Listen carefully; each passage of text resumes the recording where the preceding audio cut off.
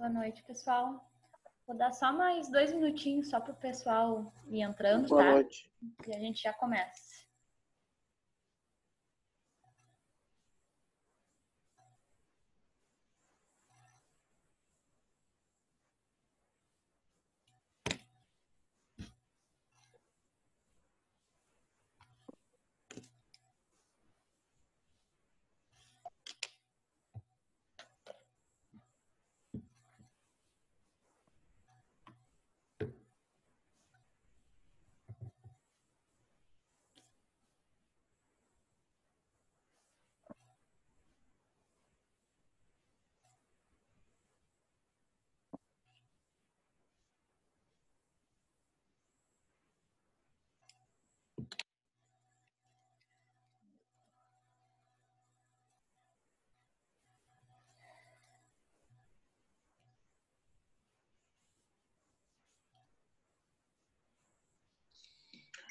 Boa noite, boa noite. Boa noite. Ô, Natália, deixa eu te perguntar. Oi. As notas vão ser dadas aqui ou a gente vai ter com a direção depois? Não, eu mando pro grupo de vocês. Eu mando para a escola, né? Aí fica lá no sistema, mas eu mando para vocês verem antes, tá?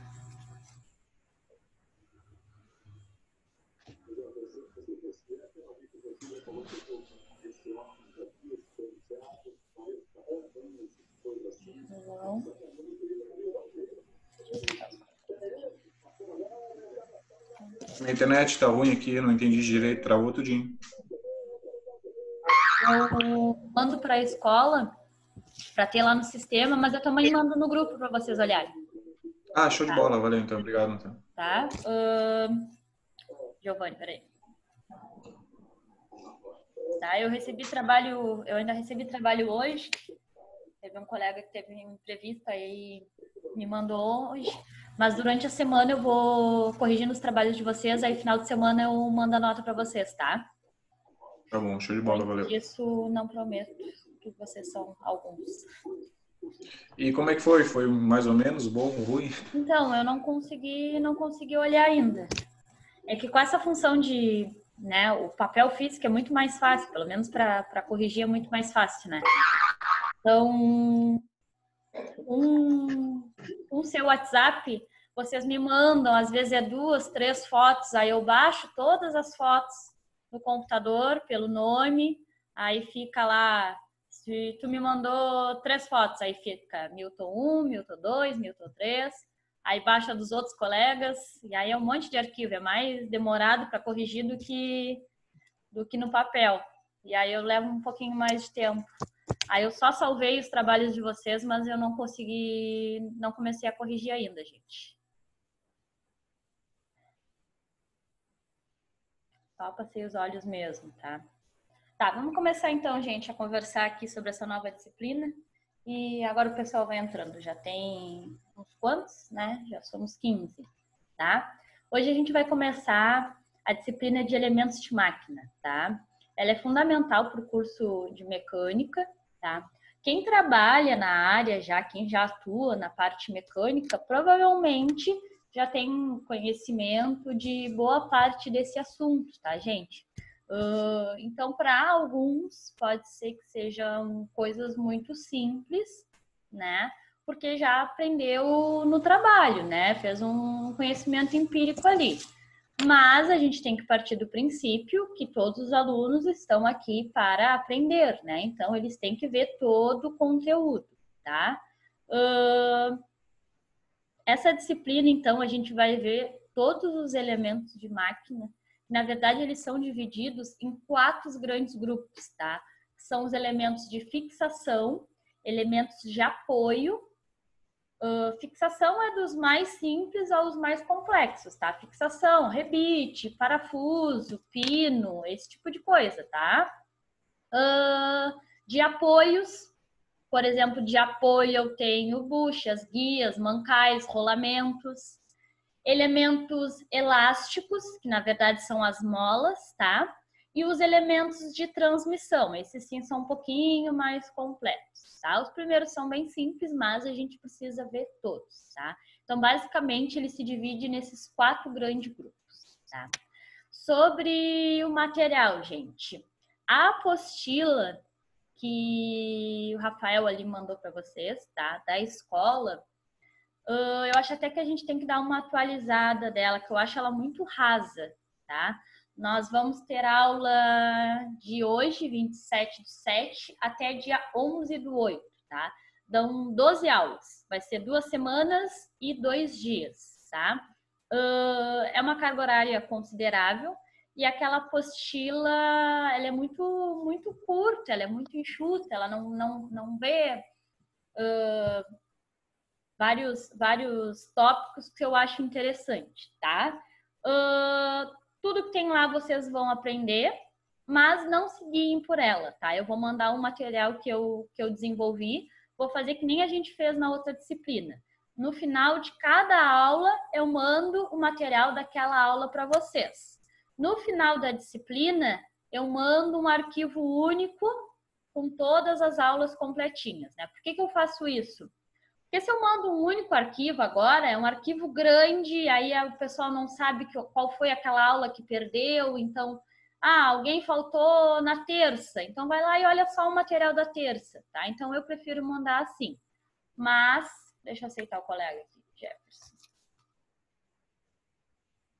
Tá? Mas no final eu mando um arquivo completo, como eu fiz a outra disciplina, tá?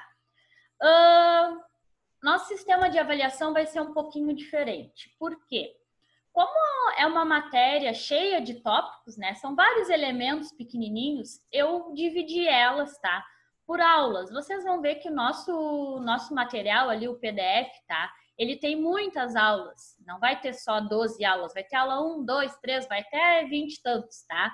Mas não quer dizer que são 20 e tantas aulas. É só porque cada título ficou bem separadinho. Tá? Então, por exemplo, a ideia da aula de hoje é ver da aula 1 até a aula 5. Na verdade, são tópicos do 1 até o 5 para ficar bem organizado, tá? Mas ali ficou em forma de aula. Como é que a gente vai fazer a avaliação dessa vez? Como essa matéria a gente consegue fracionar ela em 4 grandes grupos, tá? Os 2 primeiros grupos que nós vamos ver são os elementos de fixação, tá? E os elementos de apoio. Claro que cada turma tem a sua velocidade, mas a minha ideia é, nesta primeira semana, a gente ver esses 2 grandes grupos.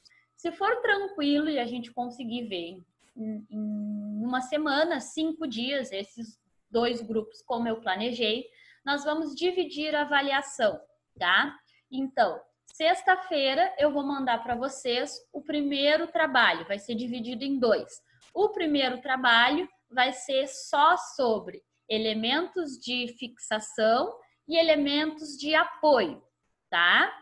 Depois, na outra semana, a gente vai ver elementos elásticos e elementos de transmissão. Transmissão é um pouquinho mais longo o conteúdo, então a gente não vai levar só uma semana, 5 dias. A gente vai levar os 7 dias restantes de aula, que vai ser uma semana, mais segunda e terça e acaba. E aí eu mando o segundo trabalho, tá? Qual é o diferencial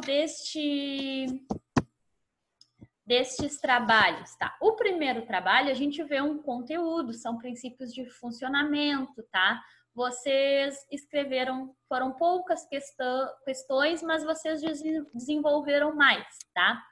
A ideia destes trabalhos aqui é ser mais direto, porque são elementos de aplicação direta na mecânica, tá? Quando eu uso um tipo de parafuso, quando eu uso em outro, claro, né, que são muitos elementos. Obviamente, vocês não vão decorar todos, o importante é que vocês entendam para que serve cada um, né?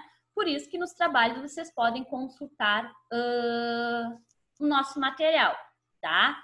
Então, tanto o primeiro trabalho quanto o segundo trabalho, quando eu mandar, não se assustem. Primeiro abram o trabalho, tá? Porque a outra turma quase caiu para trás. Por quê? Porque ele é longo, tá? São várias folhas. Só que 90% das questões são de marcar, né, gente? Então, isso é rápido. São várias questões? São. Vocês vão ter que pensar? Vão. Mas ali, lê as questões e tem várias alternativas, né? Então, ele é longo, mas é só de marcar. Vai ter uma ou duas questões no máximo ali discursivas, tá? Que são questões diretas, são de exemplos práticos. Em tal tipo de fixação, qual é o tipo de parafuso que eu vou usar? Então, letra A, parafuso B, parafuso C. E aí vai ali e vai marcando, pode ir consultando, tá? Então, para essa disciplina, eu achei essa metodologia um pouco mais interessante, porque vocês não têm o que descrever, né? Em termos de elementos. E tal elemento eu uso para isso. Não, vão ser exemplos mais práticos. Onde usa isso? Onde usa aquilo? Tá? Então, ele é mais extenso, mas ele é de múltipla escolha. Então, acaba sendo mais rápido. Tá? Vou mandando material para vocês. Na sexta-feira, eu junto todo o material de elementos de fixação e elementos de apoio em um só. Aí vocês usam aquele material para desenvolver o trabalho, tá? E diferente da outra disciplina, vai ser 2. Quanto ao primeiro trabalho, gente?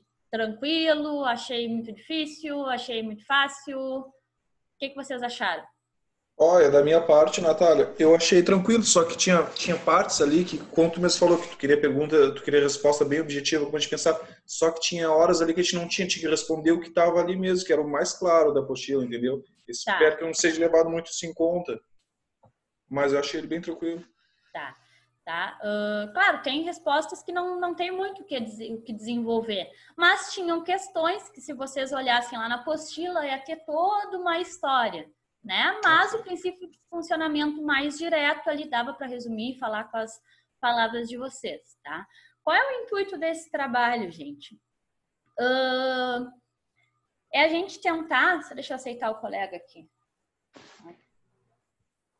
Antes de começar, só fazer um feedback aqui da disciplina e tal, porque já tive outra turma, mas cada turma tem as suas características, tá? E é um momento de adaptação, né? Por mais que eu tente adaptar totalmente ao meio digital, é diferente da interação de vocês na matéria, em prestar atenção, na minha explicação, não tem opção do quadro, tá? É um pouquinho diferente. Então, é legal essa participação de vocês, até para eu poder sentir se está dando certo ou se não está dando certo, tá? Porque, para mim, explicar é uma coisa, eu tenho que ter a perspectiva de vocês que estão aprendendo, nem nos dias que a internet ficou ruim. Pô, isso complica muito. Não só pelo sentido de não me escutar, mas, pô, tá todo mundo prestando atenção ali, criando uma linha de raciocínio e começa a travar, isso é muito ruim, tá? Então, sempre que tiver esses problemas, assim, ou alguma coisa não ficou bem explicada, não ficou clara, vocês venham e falam comigo, tá? Porque eu tenho que adaptar minha aula a algo que fique bom para vocês também, tá? Não vou vir aqui ler toda a minha matéria e eu não acho bacana esse perfil, assim, tá? Então, eu tento sempre me enquadrar com a turma ali. Como eu falei para vocês, se tem assuntos que vocês acham mais interessantes, pessoal, eu tenho curiosidade em saber selecionar os astros, né? Porque não ficou bem claro em uma aula. Pô, na outra aula eu tentei trazer para vocês toda a tabelinha ali para esclarecer, tá? Então é legal essa opinião de vocês, tá? Porque agrega na qualidade do nosso ensino aqui, tá? Vamos começar com a nossa aula, então. Vou passar o meu PDF para vocês aqui assistirem comigo.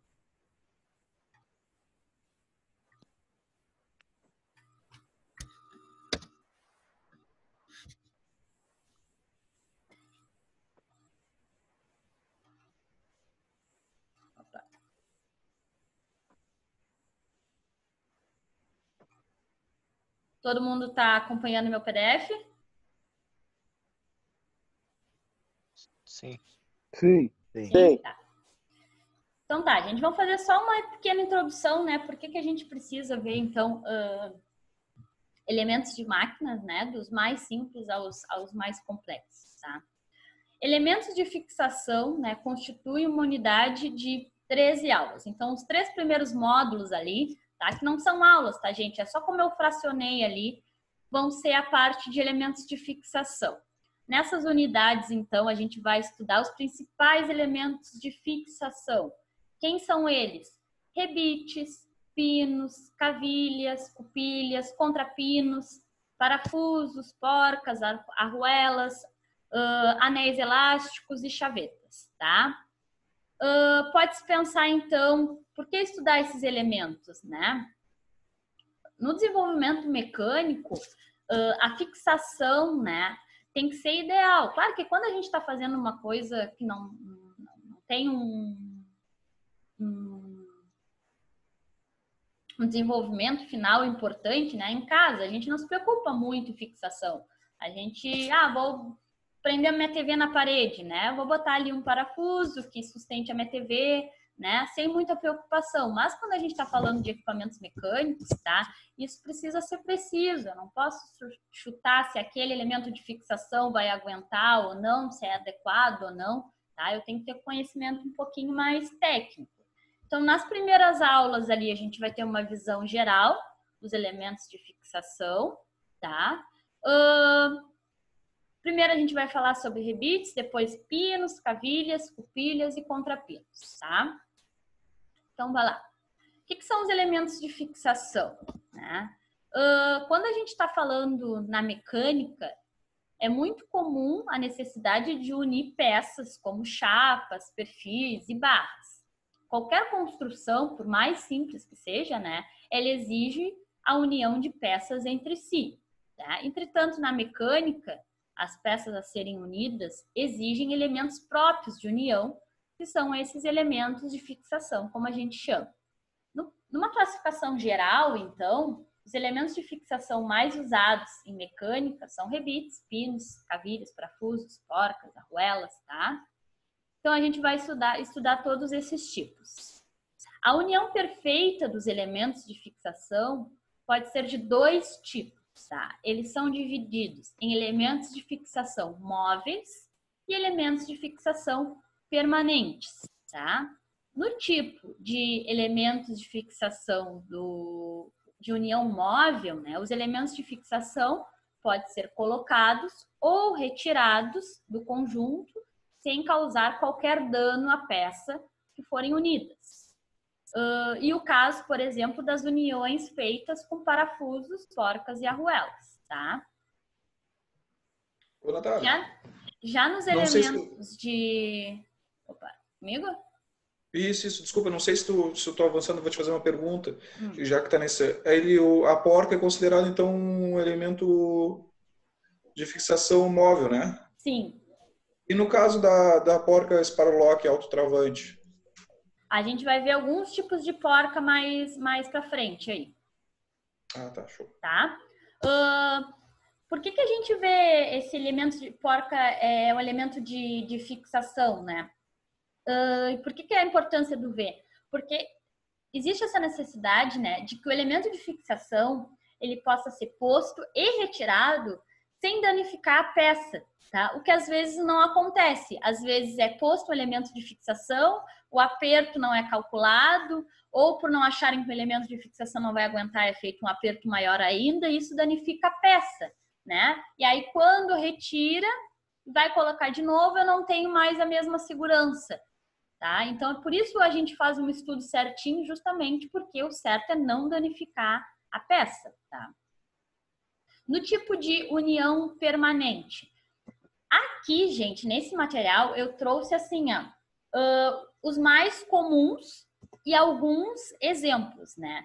Só que hoje, a quantidade de elementos de fixação é imensa. Tá? Então, a gente tem os básicos e algumas exceções mais importantes, né?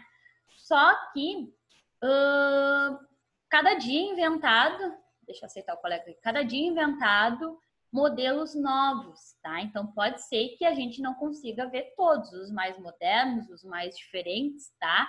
Então, caso vocês não vejam aqui, ou como o colega citou um ali, tá? Caso a gente não vá ver ele, tu me avisa que aí eu anoto, tá? E trago para a gente depois, porque detalhadamente todos os tipos ia ficar uma disciplina gigantesca, tá? Então, se daqui a pouco eu não comentei algum, vocês têm interesse em algum elemento mais específico, me avisa, que aí eu dou um foco maior nesse, tá?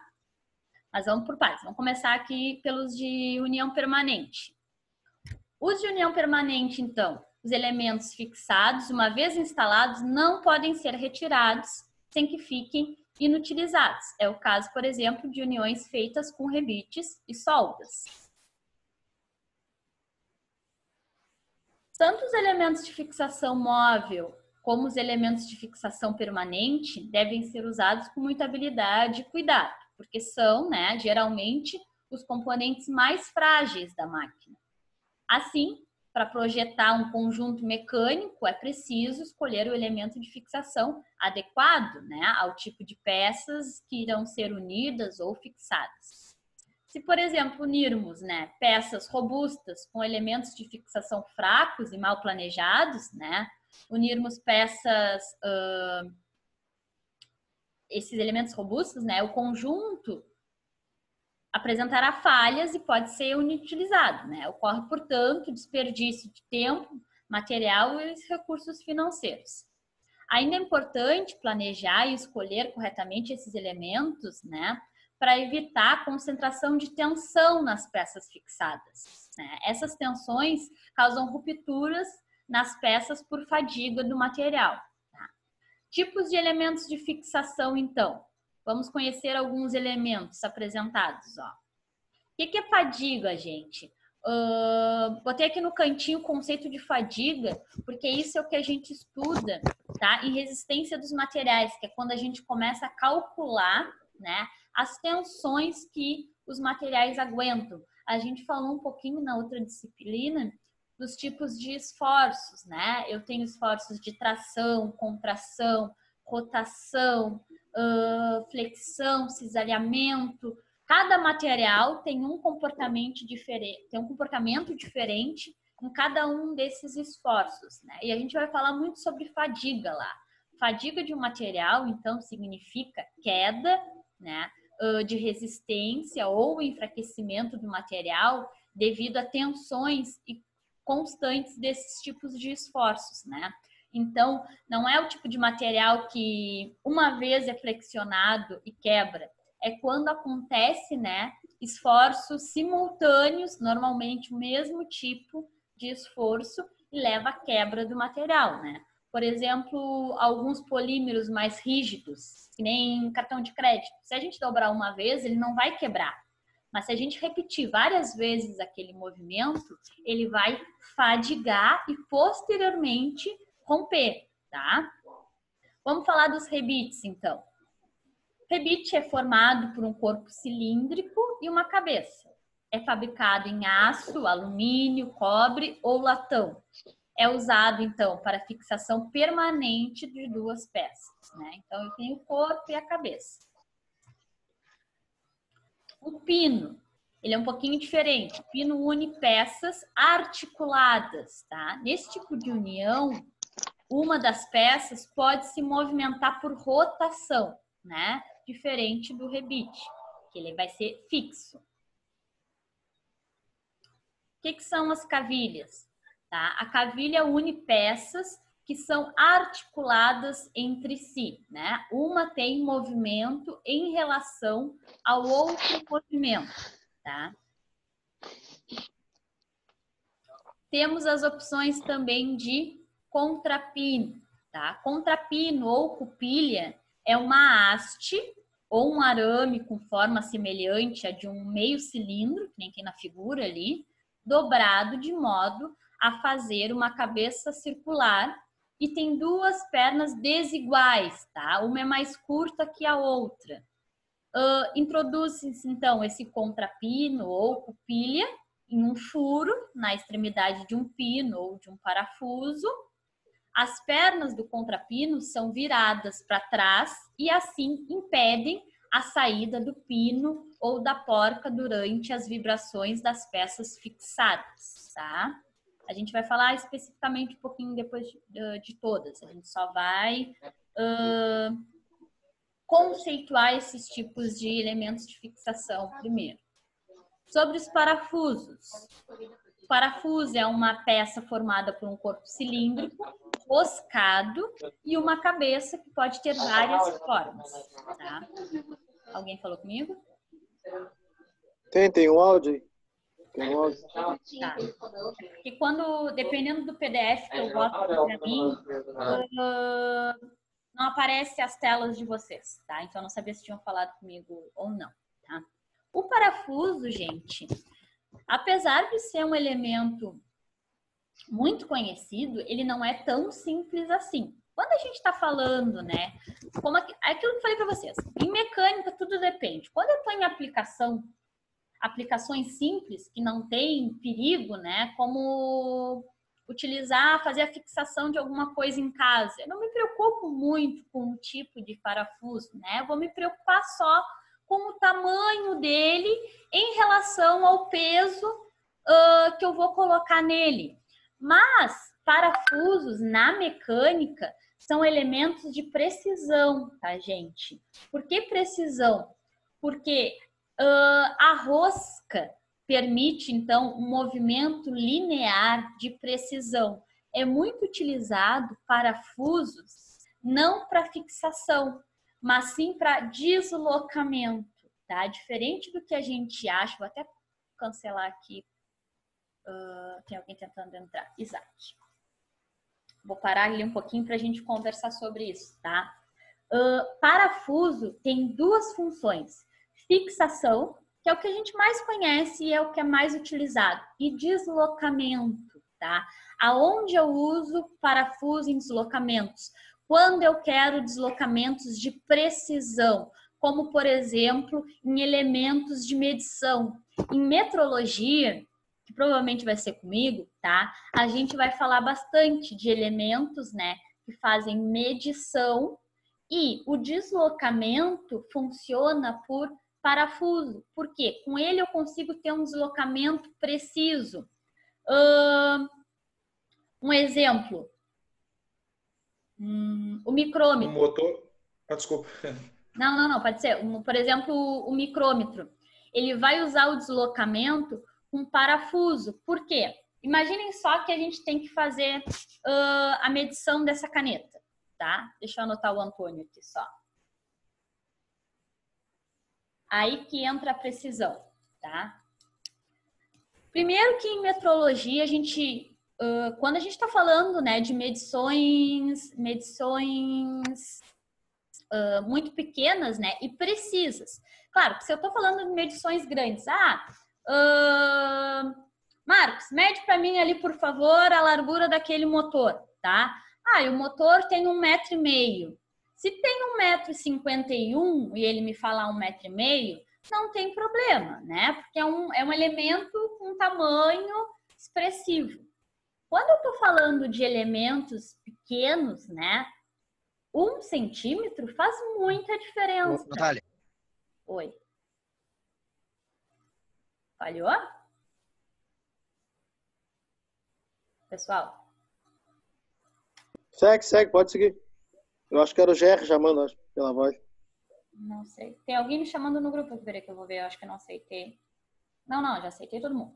Tá? Dependendo do que eu tô trabalhando, gente, 1 centímetro faz muita diferença. Às vezes, milímetros fazem diferenças. Por isso que nós temos elementos de medição precisos. Por exemplo, quando eu estou trabalhando com elementos pequenos, eu vou usar o paquímetro, né? O paquímetro, ele mede até 2 unidades depois da vírgula. Se eu quero mais precisão ainda, eu vou usar um micrômetro, porque ele mede 3 unidades depois da vírgula, tá? Só que, imaginem comigo, por isso que quando a gente faz uma medição precisa, a gente sempre faz uma média, porque normalmente as medições são visuais, né? Então, eu tô... Natália, tá me ouvindo, Natália? Eu tô. Só não sei. Quem é que tá falando comigo? O Antônio? Isso, é o Antônio. Não, assim, eu tô com um probleminha. Vou ter que levar minha esposa no postinho, tá? Tá, vou ter que sair da aula, vou ter que Vai levar lá. minha esposa no posto, tá? Tudo bem, vai lá. Tá bom, valeu. Obrigado. Me Tá. Por isso que metrologia é preciso, tá, gente? Um paquímetro, a maioria de vocês já devem visto, né? Ali mede milímetros. Então, eu posso estar enxergando 1 milímetro, meu colega do lado pode estar enxergando 2 milímetros. Por isso que quando a gente fala em medição de precisão, né, a gente sempre faz uma média. Faz 3, 4, 5 medições, né? Porque 5 vezes é muito mais difícil a gente ter um erro visual do que uma única vez. E depois faz a média, tá? Só que o aperto faz muita diferença, né? Em elementos mecânicos, né? Por exemplo, eu vou medir o diâmetro dessa caneta, né? Quando eu quero uma medição de precisão, eu tenho que ter elementos de medição que eu não consigo exercer uma grande força. Então, por exemplo, um paquímetro. A gente não corre o cursor do paquímetro com a mão, né? Aumenta ou diminui com a mão? Sim. O que que me impede? Eu vou lá e meço o diâmetro dessa caneta. Aí eu aperto bem.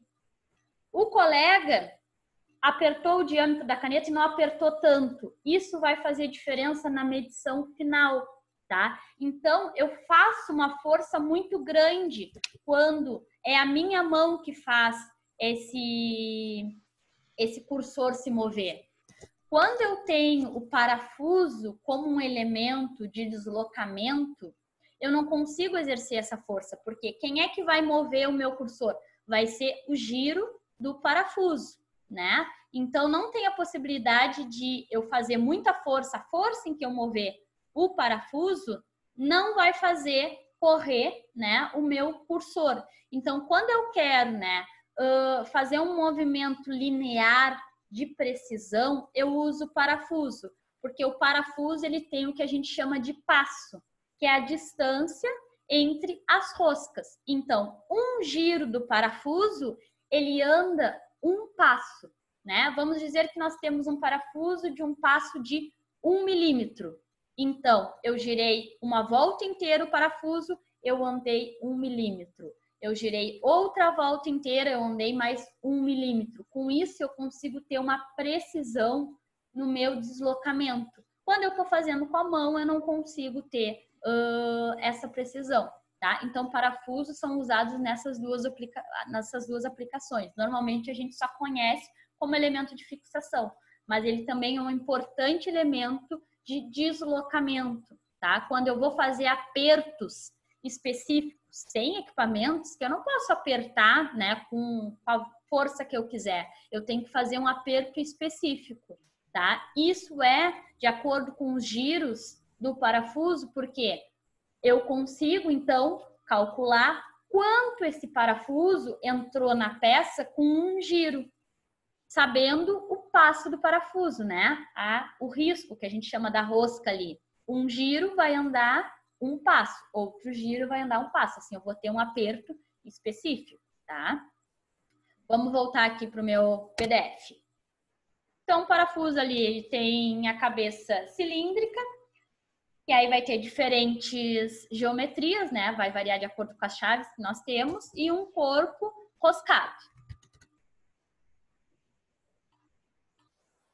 Sobre as porcas, tá? A porca tem uma forma de prisma, de cilindro, pode ter diferentes formas. Apresenta um furo roscado no centro e através desse furo a porca é atravessada ao parafuso, tá? Tenho também as arruelas, tá? A arruela é um disco metálico com um furo no centro. O corpo do parafuso passa por esse tipo de furo, tá? Então a arruela é um elemento de fixação, né? Mas ela também é um elemento que preserva o corpo que eu estou fixando, né? Porque quando eu tenho uma porca direto ali, eu acabo, né, fixando. Às vezes eu posso fazer com, se eu fizer muita força e se o meu elemento não tem uma dureza muito alta, eu posso roscar até uma determinada distância que eu praticamente tô, né, afundando a minha porca no meu elemento. Então, além de um elemento de fixação, a arruela é um elemento de proteção. Tem também os anéis elásticos, tá? Ele é usado para impedir deslocamento de eixos, serve também para posicionar ou limitar o movimento de uma peça que deslize sobre outro eixo, tá? Então, elementos que têm vibração, por exemplo, é interessante eu ter anéis elásticos, porque com a vibração eu posso promover, né, o movimento relativo da porca com o corpo. Então eu dei um aperto, com a vibração os parafusos podem ir se soltando aos poucos. O elemento elástico ali, o anel elástico, ele vai causar, né, no elemento de fixação um atrito maior, então vai impedir que mesmo com a vibração, né, eu não tenha meu elemento de fixação saindo, né, do corpo do parafuso. Tem as chavetas, tá? A chaveta tem o corpo em forma prismática ou cilíndrica, que pode ter faces paralelas ou inclinadas, em função da grandeza do esforço e do tipo de movimento que deve transmitir, tá? Então, ela tem umas características diferentes. Alguns autores, então, classificam a chaveta com elementos de fixação e outros como elementos de transmissão. Então, vai depender da minha aplicação, tá? Em qual função eu vou usar a minha chaveta. Vamos entrar, então, em rebites, tá, gente? Vimos ali só uma introdução sobre os elementos. Vamos falar um pouquinho sobre rebites. O mecânico, então, sempre tem umas introduções nesse material aqui, mas é que ele vem de um livro que é bem interessante sobre elementos de máquina, tá? A solda, então, é um bom meio de fixação, mas por causa do calor, tá? Ela causa algumas alterações na superfície dos materiais metálicos, né? Foi aí que se inventou o rebite, que era um jeito de fixar mecanicamente que eu pudesse dispensar a solda. Por que a solda, às vezes, ela não é interessante, né, como elemento de fixação? Opa, falhou aqui, tá? Ela não é interessante, às vezes, porque ela altera, né, o arranjo molecular ali do meu material base. A gente viu, né, que cada metal vai ter o seu arranjo, vai ter as suas características, mas elas são alteradas pelo calor. Então, dependendo do material que eu tenho, na hora de fazer a solda, se eu chegar a valores muito altos, eu posso estar, na verdade, fazendo um tratamento térmico na peça. Pode ser só superficial, mas eu vou fazer com que parte da peça tenha características mecânicas diferentes do corpo da peça. Então, materiais, por exemplo, que não aguentam a temperaturas muito altas, não é legal eu fazer a união, né, através de solda, porque aonde o calor da solda atingir, eu vou ter alteração das propriedades mecânicas. E aí eu vou ficar com parte do elemento com algumas características e parte do elemento com outras características, tá? Então é por isso que às vezes eu excluo a solda como elemento de fixação, tá? Devido à grande importância, então, dos rebites como elementos de fixação permanentes, eles são estudados nessa e em mais dois títulos ali que a gente chama de aula. Um rebite compõe-se, então, de um corpo em uma forma de eixo cilíndrico e de uma cabeça. A cabeça pode ter vários formatos, tá? Vai depender do tipo de rebite. Os rebites, então, são peças fabricadas em aço, alumínio, cobre ou latão e une-se rigidamente peças ou chapas, principalmente em estruturas metálicas, de reservatórios, caldeiras, máquinas, navios, aviões, tá? A fixação das pontas de lona de fricção do discos de embreagem, por exemplo, de automóveis, são feitas com rebites. Tá? Outro exemplo da aplicação dos rebites, tá? Na mesma figura aqui, ó, é a fixação da lona de fricção da sapata de freio dos carros, tá? O rebite também é usado para fixação de terminais de cintas e lona. Tá? Tem alguns tipos, ó, simples com uma barra, simples sem barra.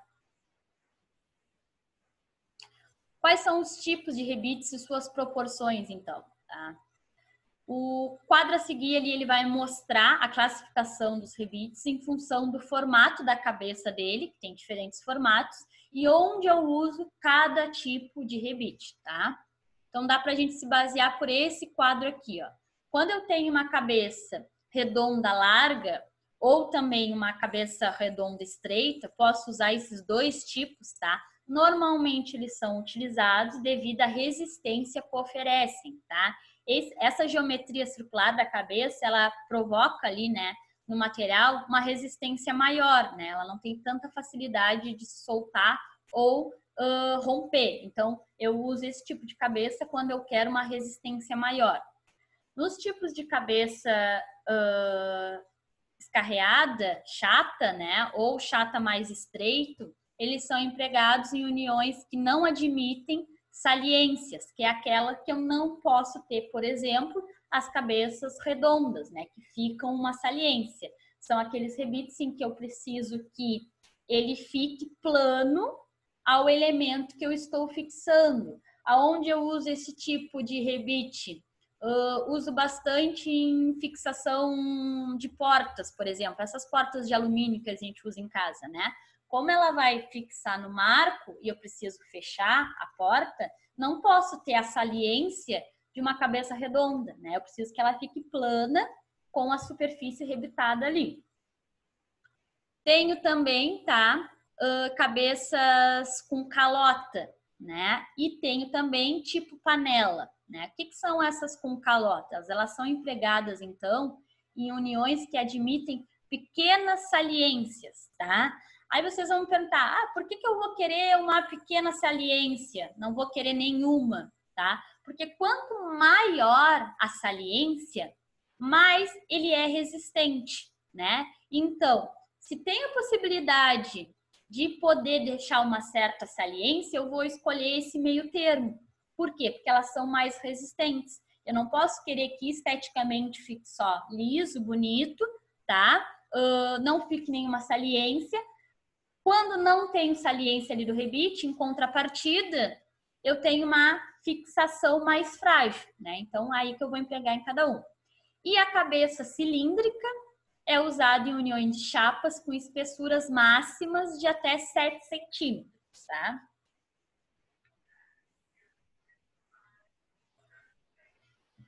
Então, a fabricação desses rebites é padronizado, né? Ou seja, segue as normas técnicas que indicam medições de cabeça, de corpo e de comprimento útil, né?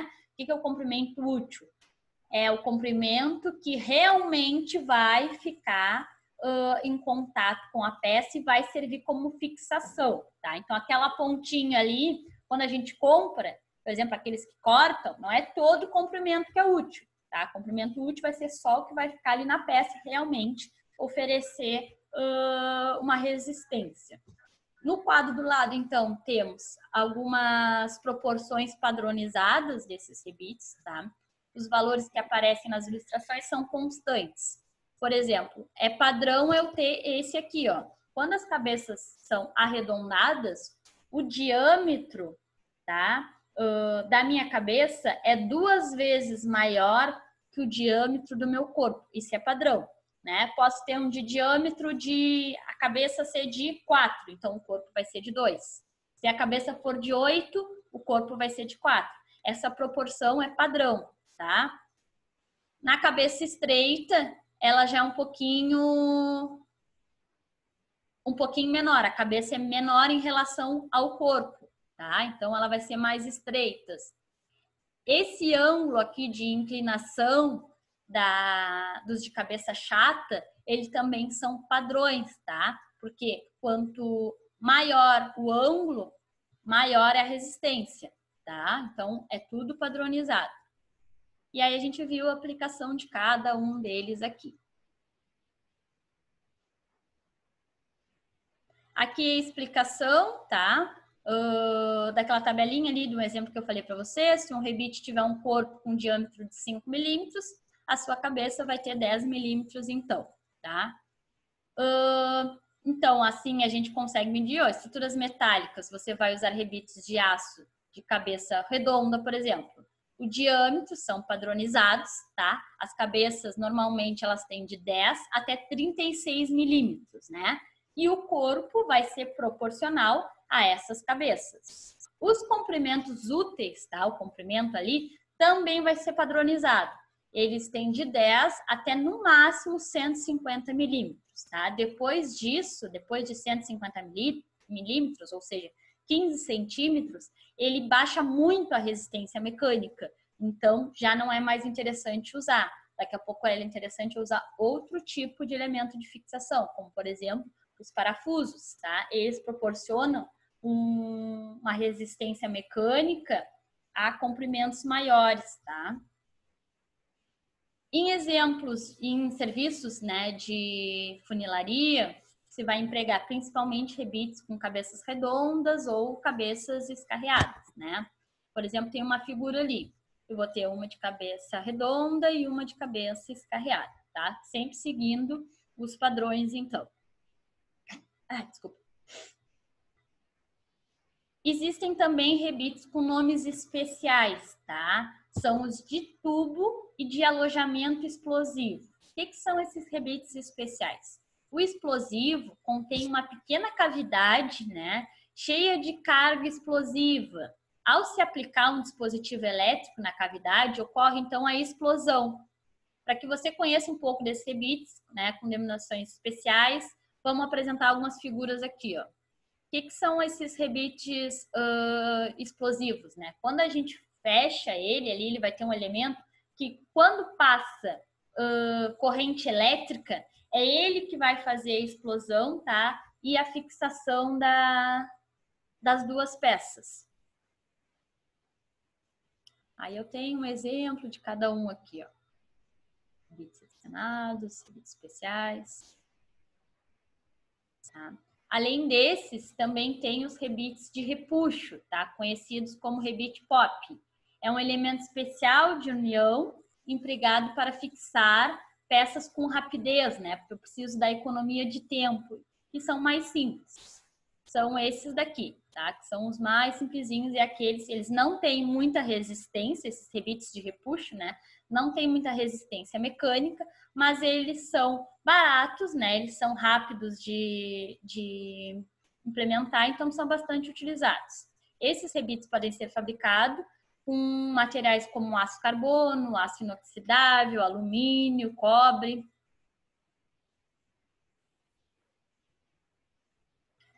Sobre as especificações dos rebites, então, tá? Vamos supor que a gente precisa unir peças e fazer uma montagem de barras, outro tipo de peça, tá? Se essa união for do tipo de fixação permanente, a gente vai usar rebites. Então, para adquirir os rebites adequados ao trabalho, é necessário que a gente tenha algumas especificações. Que especificações a gente segue, né, para selecionar um rebite, então? De que material é feito? A gente tem que ver se o material do rebite ele é compatível com o material das peças em que eu vou unir. Eu vou ter que ver o tipo de cabeça. O tipo de cabeça vai depender do quanto eu preciso de resistência mecânica. Se eu preciso de uma alta resistência mecânica, eu vou ter que optar pelos de cabeça arredondada. Se eu vou ter baixa resistência, não preciso de uma resistência muito grande, eu posso utilizar os de cabeça mais reta, tá? Vou ter que levar em também o diâmetro do corpo, né? O quanto ele vai entrar nessas peças e o comprimento útil, tá? O comprimento útil do rebite corresponde à parte do corpo que vai formar, né? Propriamente dito ali, a união. A parte que vai ficar fora da união é chamado de sobra necessária, tá? E vai ser usada para formar a outra cabeça do rebite. No caso de rebites com cabeça escarreada, né, a altura da cabeça do rebite também faz parte do comprimento útil ali, tá? Nas especificações dos rebites, então, é importante que a gente saiba qual será o comprimento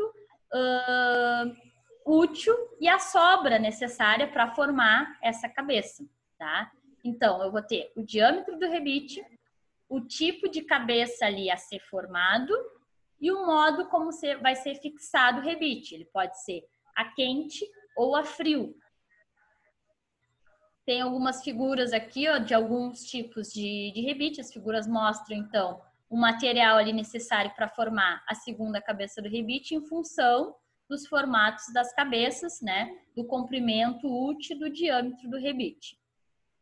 Para solicitar, então, ou comprar esses materiais, deverá ser indicado, né, todas as especificações dos materiais. Como, por exemplo, o material do rebite vai ser preciso especificar o tipo de aço, né? Pode ser de 1006, de 1010, tá? 1010 é o que, gente? Em termos de classificação, o que é um aço 1010? Com baixo teor de carbono. Isso, é um aço liga, né? Porque todos que começam com 10 quer dizer que é um aço carbono, é um aço liga com 0,01% de carbono, tá? O último numeral ali sempre vai ser a quantidade de carbono no meu material. O tipo de cabeça, o diâmetro do corpo, tá? Aqui é um exemplo de seleção. Continuando, então, tá? Eles ficaram fracionados assim, tá? Rebite mesmo, eu tenho rebite 1, 2 e 3. Por quê? Porque as nossas aulas, né, quando eram presenciais lá, elas eram sempre de 3 em 3 aulas, tá? Dividir o material assim. Já que a gente já viu uma noção de rebite, né? De acordo com como ele vai ser especificado e o trabalho que cada um vai ser utilizado, tá? Mas como vai proceder, então, na prática para fixar duas peças em si ali? Na rebitagem, então, você vai colocar o rebite em furos já feitos na peça a serem unidas. Depois você vai dar uma forma da cabeça do corpo dos rebitados, né? Esse procedimento está ilustrado ali na peça. Então, eu vou fixar a minha peça, vou promover uma força no outro lado e ele vai ter uma geometria, tá, final ali da ponta do rebite igual a da minha cabeça do rebite. Sobre o processo de rebitagem, tá? A segunda cabeça do rebite pode ser feito por meio de 2 processos, tá? Manual e mecânico, né? Falando sobre o processo manual, então, esse tipo de processo é feito à mão, tá? Com pancadas de martelo, é feito através do impacto. Antes de iniciar o processo, é preciso comprimir as duas superfícies metálicas, tá? A serem unidas com o auxílio de 2 ferramentas. O contra-estampo, tá? Que fica sobre a chapa, e o repuxador, que é a peça de aço com furo no meio ali, interno, no qual é introduzida a ponta saliente no rebite, então. Ó, tem aqui e o meu repuxador. E as 2 peças que eu vou unir, tá? Após as chapas serem prensadas, então, o rebite é martelado até encorpar, né, a cabeça final que ele vai estar. Depois, com o martelo normalmente de bola, tá? O rebite é boleado, ou seja, é martelado até começar a se arredondar, como se ilustra ali na figura, tá? Esse é o tipo de rebite mais simples. Em seguida, o formato da segunda cabeça é feito por meio de uma ferramenta chamada estampo também, tá? Cuja ponta existe uma cavidade que será usada como matriz, né? Eu faço uma força de tal modo que eu vou conformar, né, o meu rebite e deixar com a cabeça que eu desejo de fixação ali. Quando eu tenho o processo mecânico, esse que a gente viu mais simples, é o manual, tá? Posso ter o processo mecânico. Ele é feito por meio de um martelo pneumático, tá? Ou de uma rebitadeira pneumática e às vezes pode ser hidráulica também. O martelo pneumático é ligado a um compressor de ar, né? Normalmente de ar por tubos flexíveis e trabalha em uma pressão em mais ou menos 5 a 7 pascal, controlada pela alavanca de cabo, tá? O martelo, então, ele funciona por meio de um pistão ou de um êmbolo que impulsiona a ferramenta até a extremidade ali. Essa ferramenta é o estampo em si, que dá a forma, então, à cabeça do rebite, que pode ser trocado, dependendo da necessidade, né? Então, a gente tem aqui, em corte, como é que funciona esse martelo pneumático. É como se fosse internamente ele, né? As rebitadeiras pneumáticas ou hidráulicas, né? Elas funcionam por meio de pressão contínua. Então, eu vou botar as minhas peças, né? Com o meu rebite no meio e vou exercer uma pressão sobre elas até ter as duas geometrias, as duas cabeças com a finalidade que eu quero, tá? Se a gente comparar o sistema manual com o mecânico, veremos que o sistema manual é utilizado em locais, né, de difícil acesso ou pequenas peças, porque eu não tenho a possibilidade, né, de levar o meu equipamento ou às vezes nem cabe, né? A rebitagem, então, para o processo mecânico, ela apresenta algumas vantagens, principalmente principalmente a pneumática, né, e a hidráulica, porque ela proporciona uma velocidade, uma agilidade no processo, né, além de um silêncio, enquanto o processo manual normalmente é barulhento. Entretanto, né, essas rebitadeiras são máquinas grandes e fixas, elas não são móveis. Então, se eu tenho um serviço, né, remoto, ela é uma possibilidade um pouco mais difícil de utilização, né? Vimos também que a rebitagem ela pode ser feita tanto a quente quanto a frio. Quando eu vou usar uma, quando eu vou usar outra. Tanto a rebitagem manual, né, como a mecânica, ela pode ser quente ou a frio. Na rebitagem quente, o rebite é aquecido por meio de fornos a gás ou elétrico ou o próprio maçarico mesmo, até atingir uma cor vermelha, né, que é uma temperatura ali em que ele já tem uma resistência mecânica baixa e eu tenho facilidade de conformar. Então, depois o rebite é martelado à mão ou mecanicamente até formar esse formato aí. Os fornos, então, possibilitam um controle perfeito da temperatura, né, necessário para obter o rebite. Já o maçarico, eu não tenho, né, um controle da temperatura muito alto. Então, dependendo do material do meu rebite, eu tenho que ter esse cuidado. A rebitagem a quente, então, é indicada para rebites com diâmetros superiores a 6,3 milímetros, tá? Sendo aplicado especialmente em rebites de aço, não utilizo naqueles rebites de alumínio, tá? E a rebitagem a frio é feita por martelo simples, né, sem utilização de qualquer fonte de calor. É indicado para rebites com diâmetros menores que esses, menores que 6, se o trabalho for à mão ou até 10, né, se for de máquinas, tá? E são utilizados tanto nos materiais de aço como os de alumínio. As ferramentas, então, que eu utilizo, né, para rebitagem. Você vai ter um exemplo, então. Eu vou utilizar, por exemplo, o estampo, que é uma ferramenta usada para dar a forma da peça. O estampo é utilizado, então, na rebitagem manual e é feito de aço normalmente temperado e apresenta 3 partes. Vai ser a cabeça, o corpo e a ponta. Tá? Na ponta, existe um rebaixo ali que serve para dar a forma final, né? Essa partezinha aqui, ó, que é o que vai dar a forma final da minha cabeça. Então, o meu estampo tem um estampo para cada forma de cabeça que eu vou querer. Tenho o contra-estampo, que é a parte que eu boto do outro lado, né, da peça. Em cima eu vou ter o estampo, embaixo da peça eu vou ter o contra-estampo, tá? Esse contra-estampo é, na verdade, um estampo, né, só que colocado na posição oposta. É como se fosse uma mesa ali para receber ele, né, também de aço temperado. São materiais que precisam ter alta resistência mecânica. O rebaixo semisférico ali pode apresentar vários diâmetros, né? Vai depender da geometria da cabeça que eu quero. Nos estampos pequenos, pode-se utilizar o contra-estampo fixo, né? Por exemplo, em uma morsa. No caso de peças grandes, eu já tenho que ter um apoio de piso, né? Eu preciso de uma estabilidade maior. Tenho também o repuxador, tá? O repuxador, ele comprime as chapas a serem rebitadas, né? É feito de aço temperado também, por causa da resistência mecânica, e tem 3 partes, a cabeça, o corpo e a face. Na face ali existe um furo que aloja, né, a extremidade do rebite.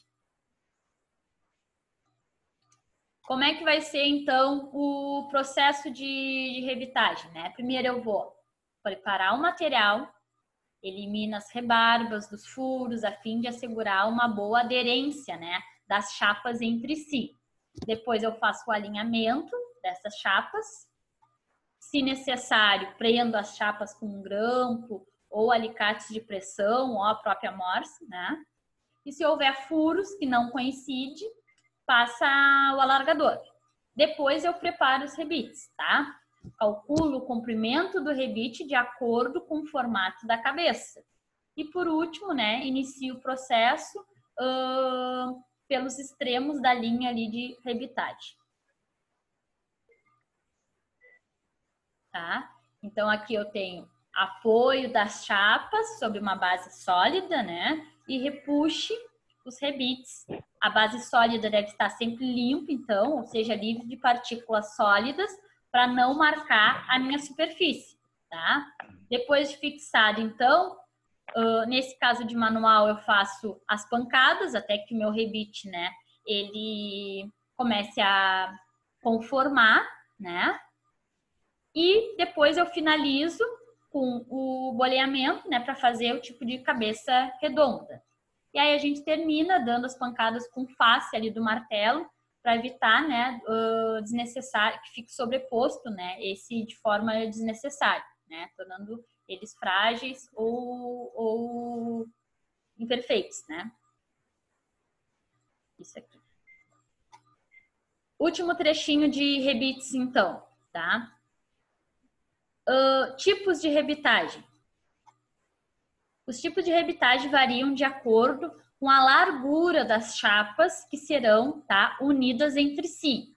Assim, a gente tem tipos de rebitagem. Eu tenho de recobrimento simples e de recobrimento duplo, tá? Vamos ver cada um tipo.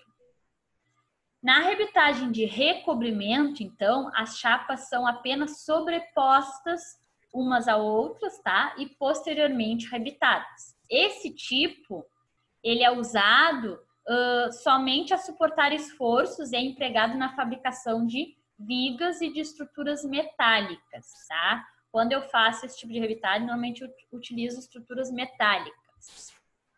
Já no tipo de rebitagem de recobrimento simples, normalmente ele é destinado a suportar, então, esforços e permitir fechamento ou vedação. É empregada na construção de caldeiras, de vapor, de recipientes de ar comprimido, tá? Porque eu preciso que ele também funcione, além de um elemento de fixação, como um elemento de vedação, tá? Nessa rebitagem, as chapas se justapõem e elas são, né, se estendem uma à outra. Qual é a diferença de uma para outra? Nesse tipo aqui de chapa, tá? Eu vou botar uma bem em cima da outra.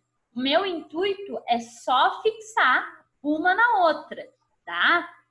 No tipo de rebitagem de recobrimento simples, eu não vou colocar exatamente uma em cima da outra, tá? Eu vou colocar uma sempre em cima, tá, da união de outras duas. Olha essa imagem aqui, ó. Aqui embaixo eu tenho uma, aqui em cima eu tenho outra.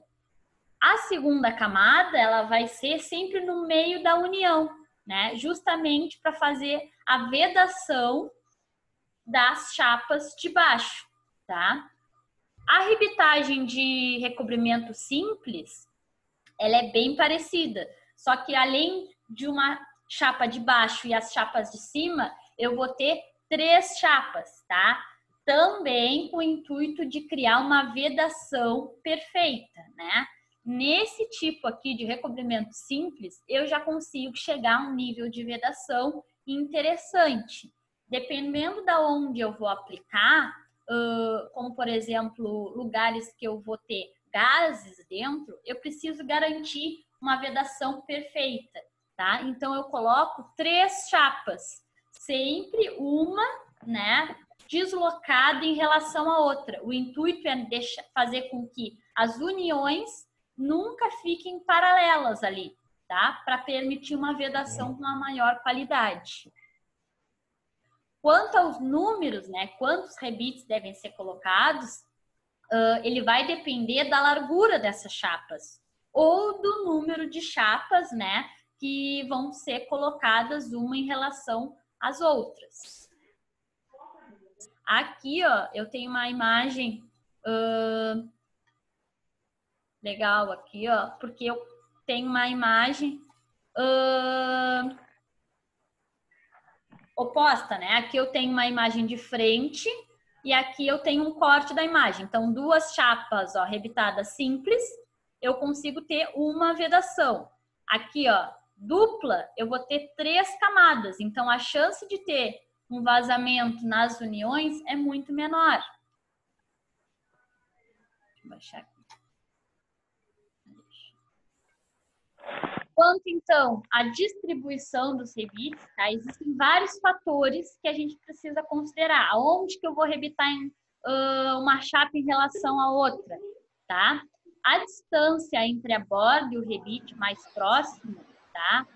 O diâmetro do rebite é chamado de passo, tá? Então, passo é a distância entre os eixos dos rebites de uma mesma fileira, tá? Olhando para essa figura aqui que é mais simples, ó. A distância do centro deste rebite até o centro do rebite mais próximo se chama passo, tá? Então, tem algum som comigo aí, gente? Pô, tem um áudio estranho mesmo aí.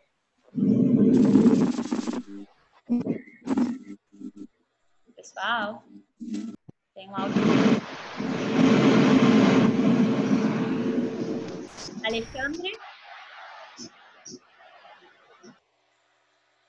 Obrigada. Voltamos aqui.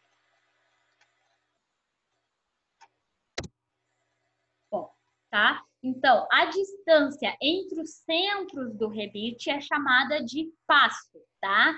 Distâncias de uma mesma fileira. O que importa é a distância de uma mesma fileira. A distância lateral, ou seja, deste daqui para esta fileira do lado, ela não tem importância mecânica, e sim em rebites da mesma fileira, certo? No caso, então, de junções que exijam uma boa vedação, o passo deve ser equivalente a 2,5 vezes o diâmetro do corpo. O que quer dizer isso, gente? Para ter uma boa vedação, se o diâmetro do meu corpo, por exemplo, as minhas chapas, tá? Tem 2 centímetros, a distância máxima entre um rebite e outro vai ser 2,5 vezes. Vai ser mais ou menos 2 centímetros, eu ralei 2,5 vezes, né? Vai dar 5 centímetros. Então, se eu tenho a união de duas chapas com uma altura total ali de 2 centímetros, eu vou colocar entre um rebite e outro uma distância máxima de 5 centímetros, tá? Isso para garantir uma boa vedação. Se eu botar uma distância maior, por exemplo, botar um rebite com um passo em relação ao outro de 10 centímetros, a minha vedação ela não vai ser significativa, tá? Então, como que eu vou levar em conta a distância entre um rebite e outro? Quando eu quero boa vedação, vai ser 2,5 vezes o diâmetro do corpo rebitado, tá? Então, se eu tô rebitando 3 placas, cada uma tem 1 centímetro. A altura total ali do corpo, né, vai ser quanto? Vai ser os 3 centímetros, tá? Então, distância 2,5 vezes. Sobre cálculos para rebitagem, tá? Vamos calcular como é que a gente faz o cálculo do diâmetro rebite, né? Para a gente ter noção, na verdade, de qual selecionar, tá? A escolha do rebite, então, é feita de acordo com a espessura das chapas que eu quero unir, tá? A prática recomendada, então, para a gente ir lá e selecionar, preciso unir essas 2 chapas aqui. Que tipo de rebite eu vou usar, tá? Então, a prática recomendada, ela considera a chapa de menor espessura e se multiplica esse valor por 1,5, tá? Então, segundo essa fórmula aqui, ó, o D vai ser o diâmetro do corpo do rebite, tá? Vou escolher a menor espessura, né? Se eu tenho uma chapa de 1 centímetro e outra de 2 centímetros, eu vou usar a de menor espessura. tá? E 1,5 vai ser a constante. Então, exemplo aqui, ó, para rebitar 2 chapas de aço, uma com espessura de 5 milímetros e a outra com espessura de 4 milímetros. Qual é o diâmetro do rebite que eu tenho que usar, tá? Então, eu vou pegar a de menor espessura, que é 4 milímetros, e vou multiplicar por 1,5.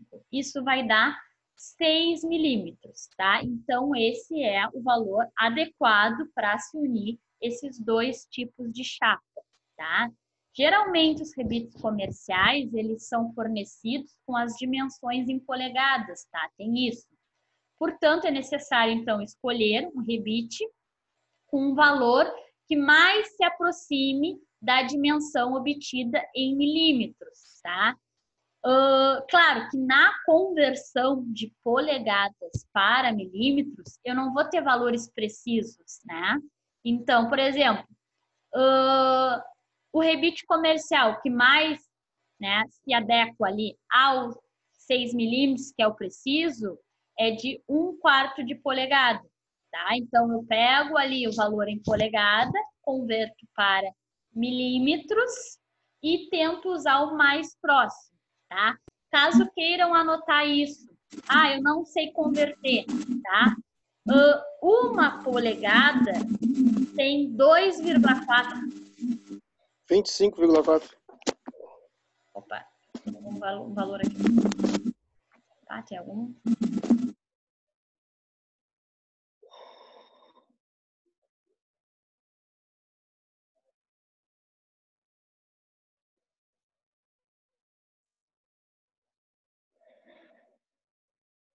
Natália?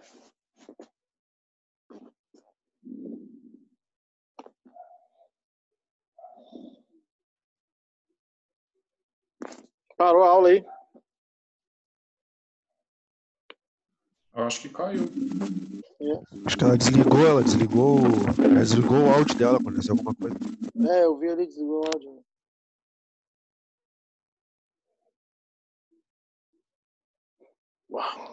Opa. Não, tá. Deu aqui. Deu, sentei o colega aqui. Voltamos da aula aqui. Tá todo mundo me escutando? Fechou tudo aqui pra mim? Sim. Tá. Então, gente, Natália, uma polegada... Natália, Oi? tem como desligar esse áudio aí que tá fazendo barulho aí, por favor? Eu vou tentar ver. Deixa eu ver quem é primeiro, porque os áudios são todos desligados. Tá, cancelei ele aqui. Feito. Voltamos aqui para aula, tá? Caso queira anotar isso, gente, para vocês terem valores, tá? Uma polegada tem 2,5 centímetros. Alguém me falou 25, tá? Milímetros, no caso em milímetros. Aí depende da unidade que vocês vão usar, tá? Então, uma polegada, ela tem 2,5 centímetros ou 25 milímetros, tá? Como as polegadas vêm inteiras, tá, gente? Vem 1 polegada, meia polegada, 1/4 de polegada. Quando a gente converter isso para milímetros, não vai dar certinho 5 milímetros, 6 milímetros, 4 milímetros. Vai dar valores quebrados, tá? Então, a gente seleciona o mais próximo. Não tem uma regra. Tem que ser o maior, tem que ser o menor. O mais próximo, tá? Não precisa de uma precisão tão grande. Depois de calcular, então, o diâmetro desse rebite, né? Como é que a gente calcula o diâmetro do furo? O diâmetro do furo pode ser calculado multiplicando-se, né, o diâmetro do rebite pela constante 1,06, tá? Então, matematicamente, eu vou ter essa expressão ali, ó. Qual vai ser o diâmetro do furo? O diâmetro do furo vai ser 1,06 o diâmetro do rebite, tá? Por que a gente faz esse cálculo do furo? Porque se eu fizer um furo exatamente do valor do diâmetro do rebite, tá? Quando o rebite for colocado no furo, ele vai ter atrito, tá? Ele até vai entrar, mas com uma pressão. Se eu faço uma pressão na hora de colocar o rebite, ele pode deformar, tá? E aí ele vai ter uma resistência final diferente da adequada dele, tá? Então eu faço o furo um pouquinho, bem pouquinho mesmo, maior que o diâmetro do rebite. Não pode ser muito, tá, gente? Porque se for muito maior, quando o rebite está ali no furo e eu faço a compressão, em vez de ele conformar, ele acaba, né, flexionando. E aí um movimento, um elemento circular, né, comprido, flexionado, ele tem uma resistência menor. Então tem que ser um valor muito próximo do diâmetro dele, tá? Pode ser nem menor, nem muito maior. O cálculo do comprimento útil do rebite. Como é que eu vou selecionar o comprimento do rebite, tá? Tem uma expressãozinha padrão também. O cálculo desse comprimento é feito pela seguinte forma, tá? O comprimento útil do rebite vai ser a constante determinada pelo formato da cabeça. Cada cabeça vai ter um valor de constante, tá? O D, vou multiplicar pelo diâmetro do rebite, que eu já sei, que eu já calculei, tá? Mais a soma das espessuras da chapa, tá? Então, como é que eu faço isso? Para rebites de cabeça redonda e cilíndrica, tá? A minha constante vai valer 1,5. Para rebites de cabeça achatada, tá? Escarreada, vai valer 1. Então, vamos fazer um exemplo de cada aqui. Para calcular o comprimento útil, então, de um rebite de cabeça redonda com um diâmetro de 3,175, tá? Já calculei esse diâmetro. Como que eu calculei esse diâmetro? Em relação às peças, às chapas que eu tinha, tá? Então, para rebitar duas chapas, uma com 2 milímetros de espessura e a outra com 3 milímetros de espessura, se ele é cabeça arredondada, a constante vale 1,5. Vai ser 1,5 vezes o diâmetro do rebite, tá? Então, 1,5 vezes 3,175. Mais a soma das espessuras da chapa. Uma tem 2 milímetros e a outra tem 3 milímetros. Então, a soma das duas vai ser de 5 milímetros. Faço essa multiplicação primeiro, depois somo com 5 milímetros. Eu vou chegar em um valor de 9,76 milímetros. Então, o comprimento útil do rebite deve ser de 9,76 milímetros, né? Claro que esse 6 no final é um valor muito pequeno, né? Eu vou ter que ter um micrômetro para chegar nesse valor. Então, normalmente eu uso... Deixa eu anotar o colega aqui. Normalmente, eu uso uma casa depois da vírgula, tá? Então, eu uso ali o comprimento útil do rebite, tem que ser 9,7 milímetros, tá? Se fosse um rebite com tipo de cabeça achatada, tá? Com um diâmetro de 4,76. Eu quero unir uma chapa de 3 milímetros e uma chapa de 7 milímetros. Quando é os de cabeça achatada, a constante de multiplicação vai ser 1. Tá? Então, na verdade, qualquer valor multiplicado por 1 vai ser o mesmo valor. Então, na verdade, eu não preciso utilizar esse multiplicador ali. Vai ser 1 vezes o diâmetro do rebite, que é 4,76, mais o somatório das chapas. Uma vale 3 milímetros, a outra vale 10 milímetros. Somando as duas, eu vou ter 10 milímetros. Então, vai ser 4,76 mais 10. Então, o meu comprimento útil vai me dar um total de 14,76 milímetros, tá? Na prática, então, 14,7. Tá? Se for chapas que não têm uma utilização muito perigosa, então arredondo, 14 milímetros ou 15 milímetros, tá? A precisão dos valores que eu estou utilizando depende da minha aplicação, tá, gente? Toda precisão mecânica, ela vai depender da minha aplicação. Principalmente quando não são elementos perigosos, né? Que não tem vida em risco, ou que não vai fazer com que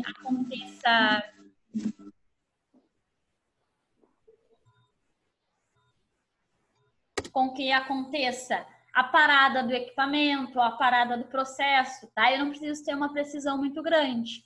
Quando são componentes mais importantes, eu preciso me atentar mais à precisão, tá? Falando de forma prática, em forma teórica, eu deveria usar precisão em tudo, tá? Mas na prática, às vezes, a gente precisa de agilidade. Então, eu vou ter que ter essa sensibilidade da importância da minha aplicação para determinar, tá, a precisão das minhas medições. Pode existir alguns defeitos de rebitagem, tá? Então, a gente vai falar dos principais aqui. Quais são eles? É preciso, então, fazer bem feita a rebitagem para assegurar a resistência mecânica necessária para unir aquelas peças, tá? Os defeitos, por menor que eles sejam, representam enfraquecimento dessa resistência. Alguns desses defeitos, tá, somente são percebidos com o passar do tempo. É preciso estar sempre, né, atento a esse tipo de união. Quais são os principais defeitos que acontecem na rebitagem? Geralmente, o mau preparo das chapas, tá? Não é frescura, tá, gente? Falando assim, é necessário ter a limpeza da chapa, e principalmente são chapas recém-cortadas ou recém-furadas, eu não ter, tá, nos cantos, fragmentos do meu corte, tá, pedacinhos de chapa, porque eu não vou ter uma vedação adequada. Se eu fico ali com um pedacinho da chapa do furo, quando eu fiz o furo, né, fica aquelas imperfeições na volta. Se eu faço o rebite com aquilo ali, tá, ele não vai ter uma boa vedação, tá? E também vai fazer com que as chapas não se encostem. Eu faço um cálculo para calcular exatamente o corpo útil em relação às chapas. Se eu tenho um elemento ali no meio, o meu cálculo não vai ser preciso, tá? Então, a limpeza, a preparação e, consequentemente, a limpeza das chapas é importante, tá? Não limpeza para ficar bonitinho, mas sim para eu não ter ali obstáculos entre as chapas. Os defeitos causados, então, pelo mau preparo dessas chapas são furos fora do eixo, formando degraus, tá? Isso faz diminuir muito a resistência do meu rebite, quando eu não faço uma furação adequada entre as duas chapas, né? Nesse caso, o corpo rebitado, ele preenche o vão e assume uma forma de rebaixo, tá? O rebite tem uma resistência mecânica menor que a chapa. Então, quando eu pressionar, vai acontecer a rebitagem, tá? Só que ela vai estar deformada, então ela vai ser muito mais frágil. Chapas mal encostadas, nesse caso, o corpo do rebite preenche esse vão aqui, ó. Quando elas estão mal encostadas, tá? Preenche esse vão. Isso produz um engrossamento na seção do corpo do rebite, também reduzindo a resistência mecânica, tá? Outro tipo de defeito, diâmetro do furo muito maior em relação ao diâmetro do rebite, foi isso que eu falei para vocês, tá? Não posso fazer um furo muito maior que o diâmetro do meu rebite, porque o rebatimento não é suficiente. Eu faço um cálculo, né, para que eu tenha um comprimento útil ideal e uma cabeça do rebite adequada. Se eu faço um furo muito maior que o meu rebite, quando eu prenso, o meu rebite vai preencher todo esse furo. Então, a cabeça aqui, ó, que era para ter um determinado tamanho, vai ficar menorzinha. Se eu diminuo a cabeça do meu rebite, né, vai ficar uma fixação mais frágil. Daqui a pouco ele sai, ele solta, uma chapa consegue se desprender, tá? Tenho também os defeitos causados pela má execução das diversas operações, tá, e fases da rebitagem. Que defeitos podem ser esse? Aquecimento excessivo do rebite, tá? Quando isso ocorre, o material do rebite terá suas características físicas alteradas, tá? A gente estudou isso.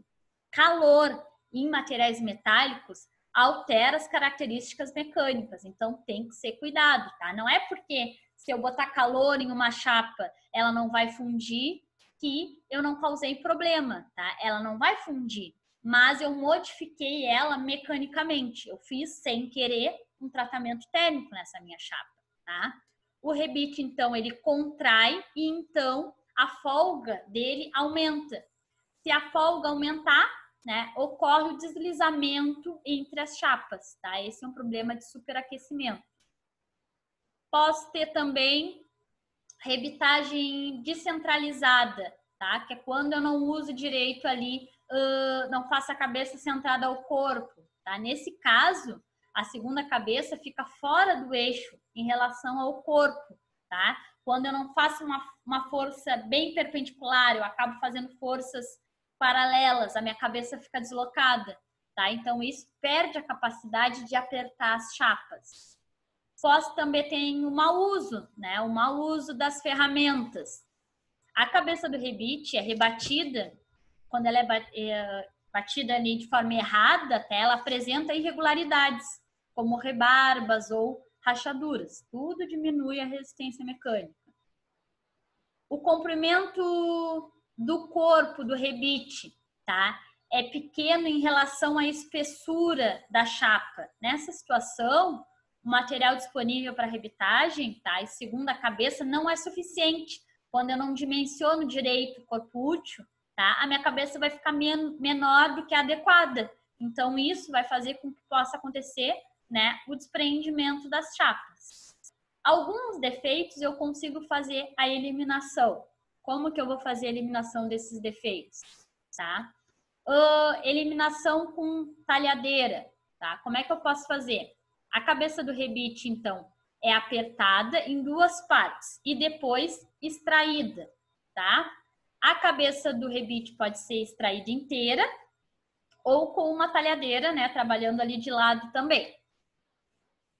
Depois, então, de eliminada uma das cabeças, o restante do rebite é extraído com um seca-pinos, sobre o qual se aplica alguns golpes, tá? Então, eu faço a retiragem do meu rebite, tá?